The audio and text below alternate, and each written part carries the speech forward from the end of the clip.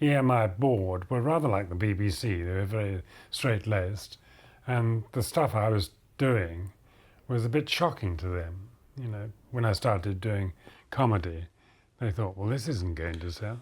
But Mock Mozart was a success. I mean, the EMI people, when I presented it to them, said, what is this? This is not going to sell. And in fact, they had so little faith in it, they pressed up 250 and no more. And the head of HMV Oxford Street rang me up within 3 days of the release. He said, George, can you do something about this? I had an allocation of 30 records of Mock Mozart, and I sold them out in the first morning. I got onto the factory, and I was rather pleased about this, and I said, you know, you better do something about it. And we sold about 25,000 of this, which was quite remarkable. And how do you feel about EMI? Well, I loved Abbey Road Studios because they were all my friends, my co-workers. So all the engineers and the musicians, we were a unity.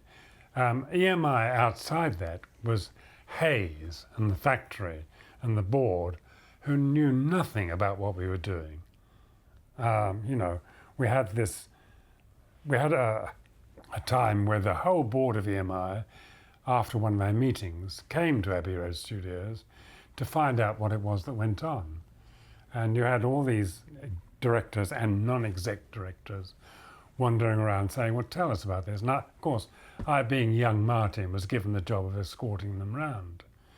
And I showed them all the studios and told them what we did.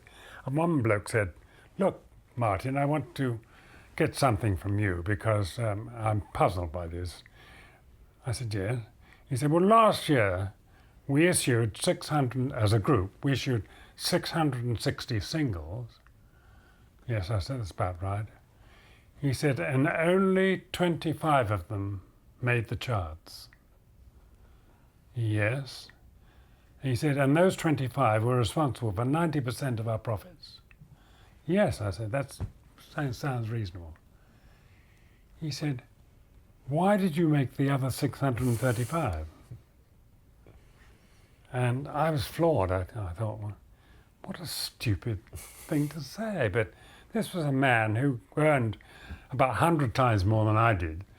And he had no concept of what we did in the studios at all.